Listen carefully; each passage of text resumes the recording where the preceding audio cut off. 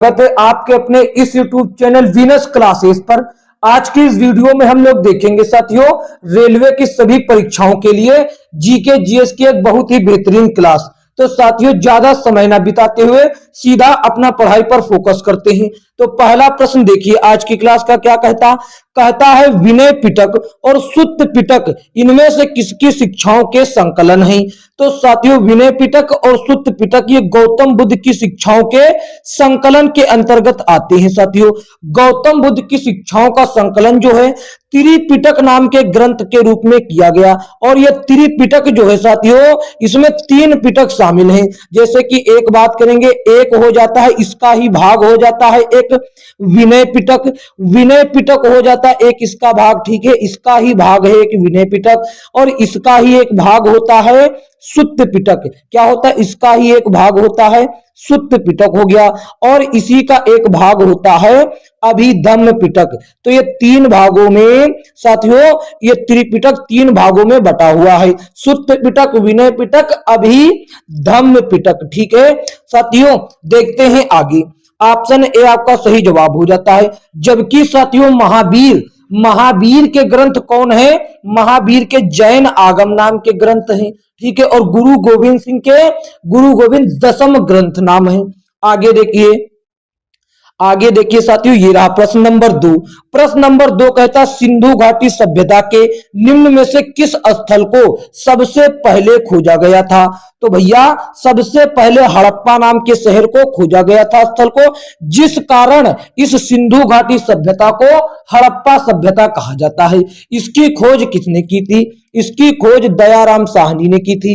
किसने, दयाराम साहनी ने की थी और कब की थी साथियों 1920 और 21 के आसपास की थी, 1920 और 21 के आसपास की थी। जबकि बात करें मोहनजोदड़ो की, मोहनजोदड़ो को साथियों रखलाल दास बनर्जी यानी कि आरडी बनर्जी हम कह सकते हैं, रखलाल दास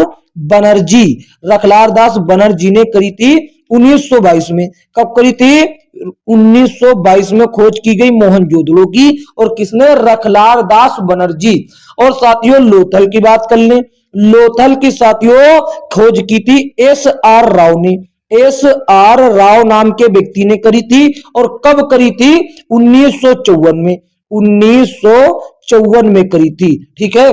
जबकि कालीबंगा के संबंध में साथियों कई कथन महत्वपूर्ण, जैसे कि बात करें इनका खोज का सबसे पहले लुइगी पियो टेसेटोरी नाम के व्यक्ति थे। कौन, लुइगी पियो टेसेटोरी। तो यहां पर उन्हीं का नाम हम लिखते हैं लुइगी पियो टेसेटोरी। तो ये हो गए लुइगी पियो टेसेटोरी, ठीक है। ये नाम के व्यक्ति सबसे पहले इसकी खोज के लिए जिम्मेदार हैं। लेकिन बाद में साथियों अमलानंद घोष ने इसे हड़प्पा सभ्यता का स्थल माना और इसके बाद में साथियों बीबी लाल और बीबीलाल थापर और बीके थापर ने इसकी खुदाई करवाई, ठीक है। तो ऑप्शन क्या होता आपका, ऑप्शन बी सही जवाब हो जाता है। देखते हैं आगे अगला प्रश्न साथियों देखिए ये रहा। कहता है कि निम्नलिखित में से दिल्ली सल्तनत का सही क्रम क्या है, दिल्ली सल्तनत का सही क्रम क्या है आपसे पूछता है, दिल्ली सल्तनत का सही क्रम क्या है। तो भैया सबसे पहले दिल्ली सल्तनत में गुलाम वंश की स्थापना की गई, किसकी, गुलाम वंश सभी में है, यहां तुगलक वंश है तो ये हो जाएगा गलत, ठीक है, ये क्या हो जाएगा, ये हो जाएगा गलत। तो गुलाम, उसके बाद देखिए पहले गुलाम वंश की गई, यहां पर हम लिखते चलते हैं, यहां पर गुलाम वंश आया पहले, ठीक है, गुलाम वंश। उसके बाद कौन सा वंश आया, उसके बाद खिलजी वंश आया, उसके बाद खिलजी वंश आया। 5 राजवंशों ने शासन किया। उसके बाद साथियों कौन सा आया, उसके बाद तुगलक वंश आया, उसके बाद तुगलक वंश आया, तुगलक वंश। और उसके बाद साथियों क्या आया, उसके बाद तो आया था सैयद वंश, लेकिन यहां पर सैयद वंश किसी ऑप्शन में नहीं दिया गया और सैयद के बाद आया था लोधी वंश। यही 5 राजवंशों ने दिल्ली सल्तनत पर शासन किया। तो सबसे पहले गुलाम फिर खिलजी। ऑप्शन बी में देखिए एकदम सही क्रम दिया हुआ है, भले ही इसमें सैयद वंश ना हो, तो ऑप्शन बी क्या होता है, आपका सही जवाब हो जाता। अगर इनके सन की बात करी जाए तो साथियों गुलाम वंश की स्थापना कुतुबुद्दीन ऐबक ने करी थी। ठीक है, 1206 से 1290 तक इसमें शासन किया गया। ठीक है, इसको मामलूक वंश भी कहा जाता है। और खिलजी वंश का स्थापना साथियों किसने किया था, खिलजी वंश का स्थापना जलालुद्दीन खिलजी ने किया था। और साथियों 1290 से 1320 तक शासन हुआ। और तुगलक वंश का शासन साथियों 1320 से 1414 तक हुआ। सैयद वंश का स्थापना खिज्र खान ने किया और इसका साथियों 1414 से 1451 तक चला। लोधी वंश का स्थापना बहलोल लोधी ने किया और यह साथियों 1451 से 1526 तक चला। ठीक है, option B is the right answer. देखते हैं अगला प्रश्न। अगला प्रश्न ये रहा, कहता है पानीपत की तीसरी लड़ाई किस वर्ष लड़ी गई। तो पानीपत की तीसरी लड़ाई साथियों 1761 में लड़ी गई, 1761 में लड़ी गई। और किसके मध्य लड़ी गई ये भी आपको पता होना चाहिए। ये तीसरी लड़ाई साथियों जो है अहमद शाह अब्दाली, यहां पर देखिए तीसरी लड़ाई जो है पानीपत की तीसरी लड़ाई अहमद शाह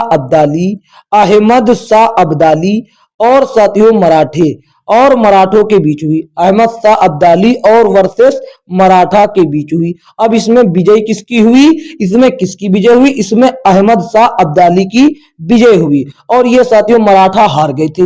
बात कर ले साथियों पानीपत के प्रथम युद्ध की, तो ये साथियों 1526 में हुआ।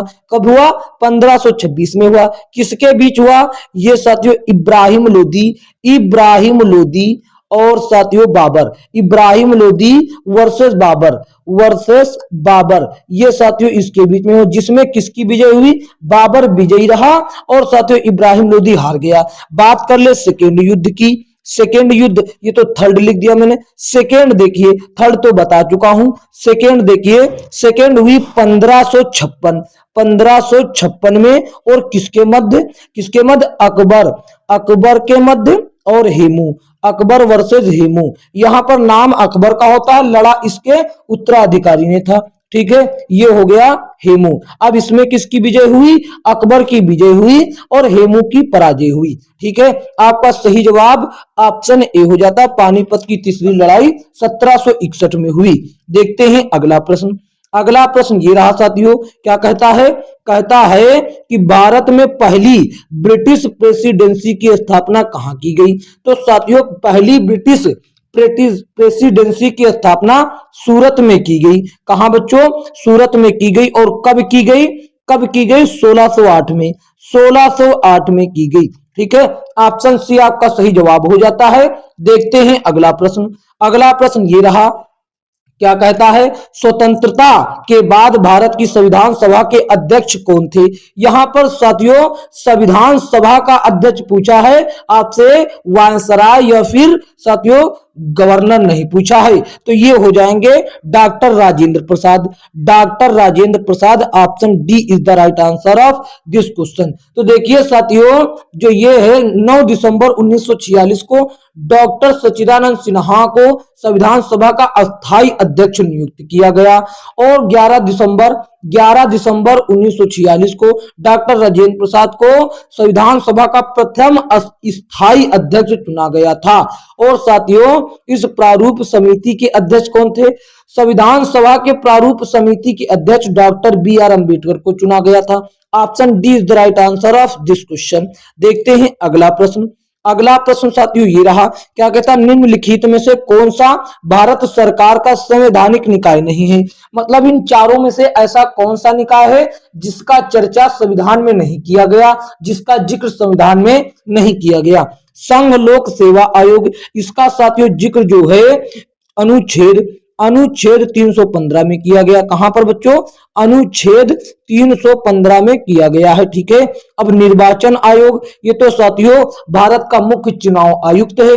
तो इसका जो जिक्र है साथियों, इसका जिक्र जो है अनुच्छेद 324 में किया गया। कहां पर, अनुच्छेद 324 में किया गया है। और नियंत्रक एवं महालेखा परीक्षक यानी कैग का जिक्र तो साथियों बिल्कुल किया गया, अनुच्छेद अनुच्छेद 148 में किया गया। कहां पर? अनुच्छेद 148 में किया गया। जबकि नीति आयोग का संविधान में कहीं भी साथियों इसका जिक्र नहीं किया गया, तो ये हो जाता है साथियों संवैधानिक निकाय नहीं है, बाकी तीनों है। ठीक है साथियों, ऑप्शन क्या हो जाता है? डी सही जवाब। या मंत्रिमंडल के आदेश द्वारा 1 जनवरी 2015 को गठित किया गया था। ठीक है, देखते हैं अगला प्रश्न। अगला प्रश्न साथियों ये रहा, क्या कहता है? भारत का संविधान गणतांत्रिक है क्योंकि यहां पर साथियों इसमें वंशानुगत घटक नहीं है। वंशानुगत घटक का मतलब इसमें साथियों कि जो शासन कर रहा है उसके बाद उसका ही बेटा या उसके ही परिवार से कोई शासक बनेगा, ऐसा यहां पर नहीं है। यहां हर 5 वर्षों में साथियों उसको शासक का चुनाव किया जाता है, यानी कि प्रधानमंत्री का चुनाव किया जाता है। ठीक है, प्रत्येक दशाओं में सभी का अलग अलग चुनाव किया जाता है, कोई साथियों वंशानुगत क्रम नहीं है। देखते हैं अगला प्रश्न। अगला प्रश्न ये रहा साथियों, लेफ्टिनेंट गवर्नर क्या होता है? ये क्या कार्य करता है? लेफ्टिनेंट गवर्नर जो होता है ये केंद्र शासित प्रदेश नाम मात्र के प्रमुख रूप में कार्य करता है। Option B is the right answer of this question. देखते हैं बच्चों अगला प्रश्न। प्रश्न नंबर 10 देखिए क्या कहता है? कहता है स्वतंत्रता के समय भारत में कितने राजवाड़े थे? तो भैया स्वतंत्रता के समय भारत में 365 रजवाड़े थे। ऑप्शन सी आपका सही जवाब हो जाता है। ठीक है, देखते हैं अगला प्रश्न। अगला प्रश्न ये रहा, कहता इस ब्रह्मांड में दूसरा प्रचुर मात्रा में सर्वाधिक तत्व कौन सा विद्यमान है? ये बताना। सबसे पहले नंबर पर जो तत्व है यहां पर साथियों हाइड्रोजन है, ये फर्स्ट नंबर पर विद्यमान है। और दूसरे नंबर पर कौन हो जाता है? ये हो जाता है हीलियम, ये हो जाता है हीलियम। ऑप्शन बी आपका सही जवाब हो जाता है, यही सेकेंड नंबर पर विद्यमान है। ठीक है, option B is the right answer of this question. देखते हैं अगला प्रश्न। अगला प्रश्न साथियों ये रहा, बेहतरीन प्रश्न है। क्या कहता है? कहता रजत क्रांति का संबंध इनमें से किससे है?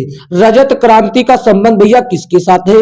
रजत क्रांति का संबंध साथियों, रजत क्रांति का संबंध अंडे के उत्पादन से है। किससे? अंडे के उत्पादन से है। जबकि बात कर ले दूध का उत्पादन साथियों श्वेत क्रांति से होता है, श्वेत क्रांति के माध्यम से होता संबंध है। और धातु का उत्पादन औद्योगिक क्रांति हो जाती है। क्या हो जाती है? औद्योगिक क्रांति हो जाती है। और ये सभी के लिए होता है, कोई एक के लिए नहीं, औद्योगिक क्रांति। जबकि कृषि के लिए साथियों क्या हो जाती है? हरित क्रांति मुख्य रूप से हो जाती है, हरित क्रांति। ठीक है, याद रखेंगे, ऑप्शन ए आपका सही जवाब हो जाता है। देखते हैं अगला प्रश्न। अगला प्रश्न ये रहा साथियों, क्या कहता है? कहता है जिस तरह बैरोमीटर दाब से संबंधित है ठीक उसी प्रकार सिस्मोग्राफ किससे संबंधित है?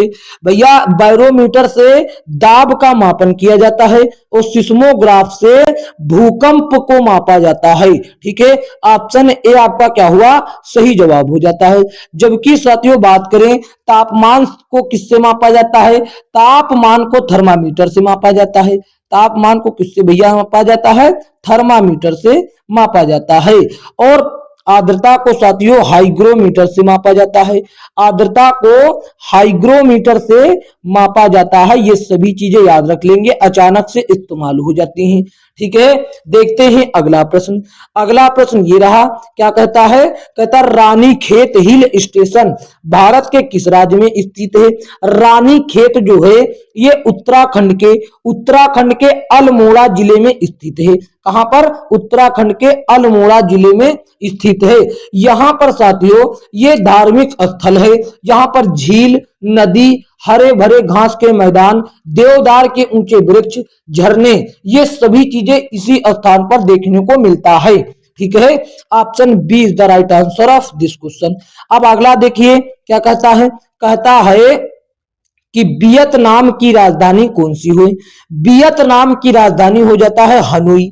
हनोई हो जाती है वियतनाम की राजधानी, वियतनाम की। जबकि ये बैकाक किसकी है?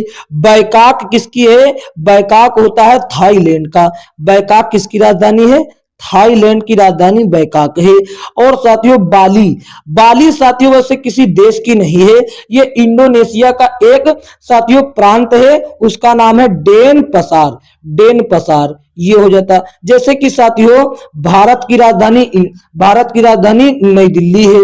और साथियों इसके अंदर कई राज्य हैं, जैसे यूपी की लखनऊ हो जाती, बिहार की पटना। उसी तरीके से साथियों इंडोनेशिया को कोई प्रांत रहा होगा डेन पसार, उसकी राजधानी क्या है? बाली है। और पोर्ट विला, पोर्ट विला साथियों एक वानुअतु, वानुअतु नाम का एक देश है, उसकी राजधानी है वानुअतु। ठीक है, वानुअतु नाम का एक देश है, उसकी राजधानी पोर्ट विला है। देखते हैं अगला प्रश्न। इस प्रश्न का सही जवाब ऑप्शन ए हो जाता है। आगे देखिए साथियों, कहता है जिस बाजार में स्पर्धा की कमी हो तो उसे क्या कहेंगे? स्पर्धा बोले तो साथियों कंपटीशन। तो बच्चों अर्थ से, ये साथियों इकोनॉमिक्स का प्रश्न है। अर्थशास्त्र में जब किसी बाजार में स्पर्धा यानी कि कंपटीशन की कमी हो तो उसको एका अधिकार कहा जाता। एका अधिकार बोले तो मोनोपोली। मोनोपोली यानी कि साथियों ऑप्शन ए आपका सही जवाब हो जाता है। देखते हैं अगला प्रश्न। अगला प्रश्न देखिए साथियों क्या कहता, ये रहा प्रश्न नंबर 17। देखिए क्या कहता, कहता कुल स्थिर लागत और कुल परिवर्तनीय लागत के योग को कहा जाता है कुल लागत। क्या कहा जाता है? कुल लागत, यानी कि option B is the right answer of this question. देखते हैं अगला प्रश्न। अगला प्रश्न ये रहा साथियों, क्या कहता है एमपीसी यानी कि सीमांत उपभोग प्रवृत्ति का जो मान होता है वो क्या होता है? वो साथियों जीरो और एक के बीच में होता है। जीरो और एक के बीच में। तो कहता एक से अधिक और जीरो से कम नहीं, एक से कम और जीरो, एक से अधिक और जीरो से कम नहीं। तो साथियों एक प्रकार से कह लें तो ये साथियों जीरो और एक से बीच होता है। ठीक है, एक से अधिक नहीं होता और जीरो से कम नहीं। Option C is the right answer of this question. ये सभी साथियों इकोनॉमिक्स के प्रश्न हैं और ऐसे प्रश्न बच्चों को बहुत परेशान करते हैं क्योंकि इसके विषय में बच्चों को ज्यादा जानकारी नहीं रहती है। देखते हैं अगला प्रश्न। अगला प्रश्न ये रहा, कहता है पोंगल, पोंगल त्योहार किसको समर्पित है? एक शस्य उत्सव है ये। तो सबसे पहली बात तो ये पोंगल जो है ये तमिलनाडु में मनाया जाता है। कहां पर बच्चों? तमिलनाडु में मनाया जाता है। सबसे पहली बात तो ये मुख्य रूप से तमिलनाडु के लोगों द्वारा मनाया जाता है। और साथियों ये एक फसल काटने के बाद या फसल कटाई उत्सव है। ये साथियों सूर्य देवता को समर्पित है, सूर्य देवता को समर्पित है। ये तमिलनाडु कैलेंडर के हिसाब से 14-15 जनवरी को होता है। 14 या 15 जनवरी को होता है। और इसी त्योहार को पंजाब हरियाणा में कहते हैं लोहड़ी, उत्तर प्रदेश और बिहार में, यूपी बिहार में कहते हैं खिचड़ी। ठीक है, ये और मकर संक्रांति भी इसी त्योहार का अन्य नाम है। देखते हैं अगला प्रश्न। अगला प्रश्न ये रहा, कहता है ये देखिए 20 नंबर, क्या कहता, कहता है गोवा मुक्ति दिवस, गोवा मुक्ति दिवस इनमें से किस तारीख को मनाया जाता है? गोवा मुक्ति दिवस 19 दिसंबर को मनाया जाता है। ऑप्शन सी सही जवाब हो जाता है। ठीक है, option C is the right answer of this question. बात कर लें गोवा की राजधानी, गोवा की राजधानी की, तो गोवा की राजधानी जो है वो साथियों पणजी है। पणजी है, पणजी। तो यहां पर ये हो गया पणजी। और इसकी भाषा और इसकी आधिकारिक भाषा जो है वो साथियों क्या है? कोंकणी है। कोंकणी, ये भी आपको याद रखना है, महत्वपूर्ण है। ये कोंकणी है। ठीक है, इसकी आधिकारिक भाषा कोंकणी है और इसकी राजधानी पणजी है। देखते हैं आगे। आगे देखिए साथियों ये रहा 21 नंबर प्रश्न, कहता भारत के किस पूर्व प्रधानमंत्री को मरणोपरांत भारत रत्न से सम्मानित किया गया था? तो साथियों मरने के बाद, मरणोपरांत का मतलब मरने के बाद भारत रत्न दिया गया। तो साथियों ये थे राजीव गांधी। कौन थे? राजीव गांधी। तो ऑप्शन ए आपका सही जवाब हो जाता। इनको कब दिया गया था? राजीव गांधी को 1991 में दिया गया था। अभी तक साथियों कुल 7 प्रधानमंत्रियों को भारत रत्न से सम्मानित किया गया है। बात कर लें, सबसे पहले पंडित जवाहरलाल नेहरू को दिया गया। कब दिया गया?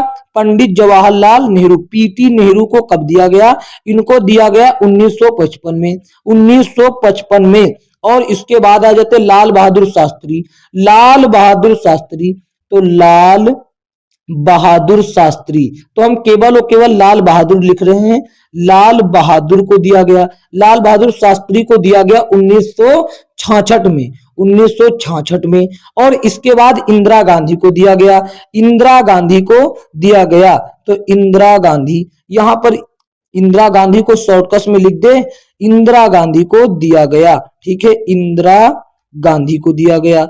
कब दिया गया इनको? इंदिरा गांधी को, इंदिरा गांधी को दिया गया साथियों 1971 में। कब दिया गया? 1971 में। ये हो गया 1971। इसके बाद मोरारजी देसाई, तो इनको केवल और केवल देसाई लिख देते हैं, मोरारजी देसाई। इनको दिया गया 1991 में।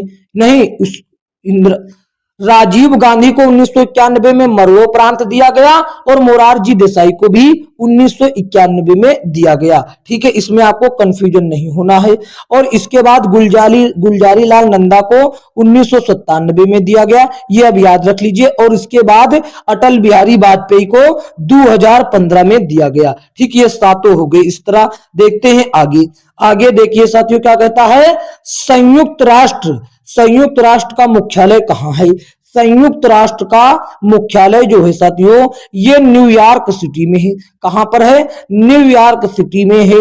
ऑप्शन सी आपका सही जवाब। ये संयुक्त राष्ट्र का स्थापना कब किया गया? संयुक्त राष्ट्र का स्थापना जो है 1945 में किया गया। इसके अतिरिक्त साथियों आप ये याद रखेंगे कि जेनेवा में साथियों WHO वर्ल्ड हेल्थ ऑर्गेनाइजेशन, विश्व स्वास्थ्य संगठन का मुख्यालय है। और WHO का स्थापना 1948 को किया गया। यह महत्वपूर्ण हो जाता है। ठीक है, देखते हैं अगला प्रश्न। Option C is the right answer of this question. देखिए अगला प्रश्न ये रहा, कहता है लेडी रतन टाटा ट्रॉफी किस खेल से संबंधित है? यह बहुत बेहतरीन प्रश्न है। लेडी रतन टाटा ट्रॉफी किस खेल से? ये साथियों महिला हॉकी से संबंधित है, महिला हॉकी। लेकिन यहां पर एग्जामिनर आपको फंसाने के लिए ऑप्शन में केवल और केवल हॉकी दे रखा है, महिला हॉकी नहीं दे रखा। और इस ट्रॉफी का नाम रतन टाटा जो कि उद्योगपति थे उनके नाम पर रखा गया है। ऑप्शन सी सही जवाब होता है। आगे देखिए कहता है उत्तर पूर्वी क्षेत्रीय भाषा का केंद्र कहाँ स्थित है? उत्तर पूर्वी केंद्र का जो साथियों भाषा केंद्र है वो गुवाहाटी में स्थित है। कहां पर? गुवाहाटी में स्थित है। ऑप्शन सी आपका सही जवाब हो जाता है। और इस केंद्र की स्थापना कब हुई? 1989 में हुई थी, 1989 में की गई थी। ठीक है, देखते हैं अगला प्रश्न। अगला प्रश्न साथियों ये रहा, और ये प्रश्न आपको कमेंट बॉक्स में बताना है। कहता डॉक्टर बिंदेश्वर पाठक इनमें से किससे जुड़े हुए हैं या किससे संबंधित? इस प्रश्न का उत्तर आपको होमवर्क के तौर पर बताना है, होमवर्क के तौर पर बताना है। ठीक है साथियों, कमेंट में इसका उत्तर देना है आप सभी को। ठीक है बच्चों, बेहतरीन प्रश्न ये भी है। तो साथियों अब आगे देखिए, इसका PDF आपको कहां पर मिलेगा? तो साथियों अगर यह वीडियो अच्छा लगा है तो इसको एक प्यारा सा कर दीजिए लाइक, और साथियों कमेंट में उस प्रश्न का उत्तर जरूर बताएं और इसे अपने दोस्तों में शेयर जरूर करें ताकि आपका दोस्त भी इसको देख सके। और साथियों चैनल पर नए हो तो चैनल को सब्सक्राइब करके नोटिफिकेशन बेल को ऑल पर क्लिक कर ले ताकि आने वाली आगामी वीडियो का नोटिफिकेशन आप तक पहुंच सके। और साथियों यदि इसका PDF प्राप्त करना चाहते हैं तो हमारे टेलीग्राम चैनल से जुड़ जाइए। साथियों टेलीग्राम चैनल से जुड़ जाइए, वहां पर आपको इसका बेहतरीन तरीके से उत्तर के साथ आपको PDF मिल जाएगा। ठीक है, तो साथियों मिलेंगे किसी अन्य वीडियो में, तब तक के लिए जय हिंद, जय भारत।